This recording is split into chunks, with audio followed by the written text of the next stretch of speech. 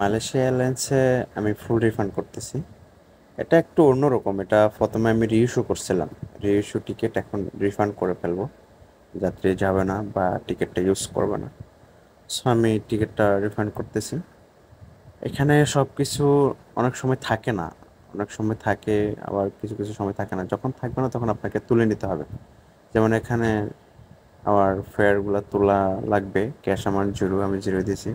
আর এখানে হচ্ছে টোটাল ট্যাক্সটা আমি বের করতেছি, দেখেন এখানে 11,705 টাকা, ঠিক আছে।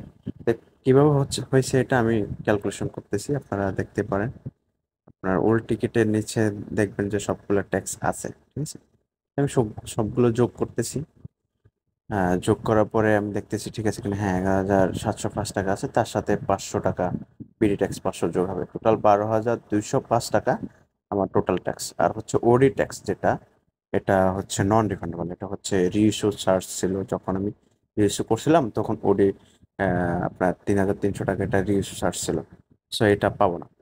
তো এখানে আমি আমার ক্যান্সেলেশন চার্জ যেহেতু $100, 11,000 টাকা। সো আমি এখন ইয়েস করে সামনে যাচ্ছি। এখন আমার হচ্ছে এখানে আমি যে ট্যাক্সগুলো ফেরত পাবো ওগুলো এখানে এখানে তুলবো আর কি। তো এখানে হচ্ছে বিডি ট্যাক্স হচ্ছে 500 টাকা, এটা পুরাটাই আমি পাবো। তারপর হচ্ছে আমার ফি 7, ফি 8 এগুলা পাবো আর কি। তো আমি এগুলো তুলতেছি। আপনারা যেগুলো পাবেন আপনারা এইভাবে করবেন আর কি।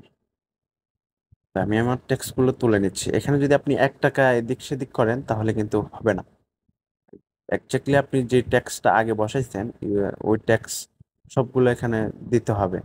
যদি আপনি 1 টাকা বেশি দেন সেক্ষেত্রে দেখবেন যে আপনার হবে না। সো ক্যালকুলেশনগুলো সুন্দরভাবে করতে হবে এবং সঠিক ক্যালকুলেশন করতে হবে আর কি। আমি আমার ট্যাক্সগুলো বসাই নিচ্ছি, আপনারা এভাবে বসিয়ে নেবেন। এরপর আমি হচ্ছে আমার ই পাইপ, যেটা আমি ই পাইপটাও পাবো, ওটাও আমি বসাচ্ছি। এটা হচ্ছে আপনার ই পাইপ হচ্ছে 405 টাকা। তো আমি এন্টার করলাম। এখন হচ্ছে আমি থার্ড স্ক্রিনে এসে নো দিয়ে দেবো আর কি, তাহলে রিফান্ড হয়ে যাবে। এখন আমি নো দিয়ে দিলাম, এরপর হচ্ছে আমার রিফান্ড হয়ে গেছে দেখুন। এখন আমি স্ট্যাটাসটা চেক করতে পারি। টিকিট নাম্বারটা কপি করে নিলাম, এরপর স্ট্যাটাস দেখতেছি। হ্যাঁ, এই যে দেখেন আমার রিফান্ড হয়ে গেছে।